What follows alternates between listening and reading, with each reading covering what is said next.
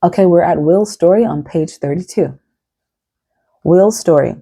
When Will worked as a director of a homeless shelter for men, he had a commute of about 30 minutes to and from work each day.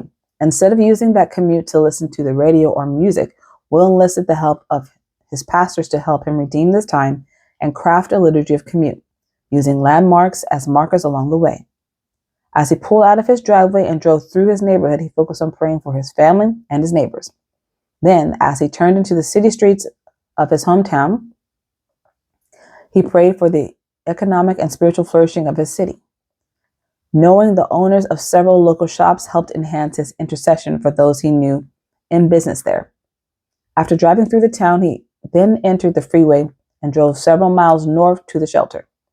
The freeway gave Will a different view of the city, where he could see the mountains and the beauty of creation. This prompted him to begin thanking God for the beauty of creation and praising God for his character. At one point in his drive, the road passed the home of a young man from church whom Will was mentoring.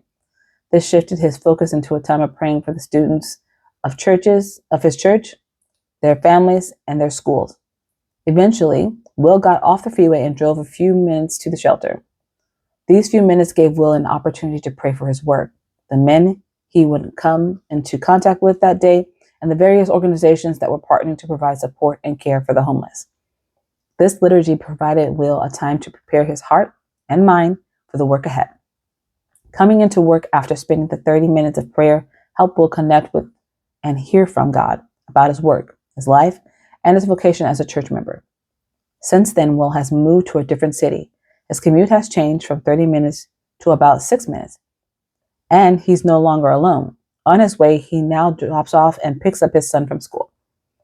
Because Will has seen the power of the liturgy of commute,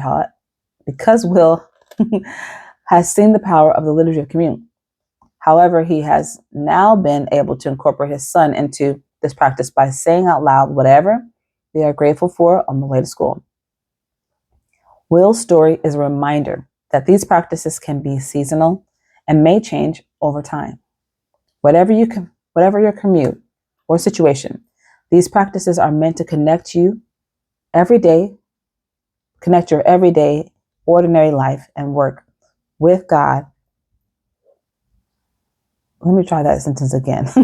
Whatever your commute or situation, these practices are meant to connect your everyday, ordinary life and work with what God is doing in the world. There we go.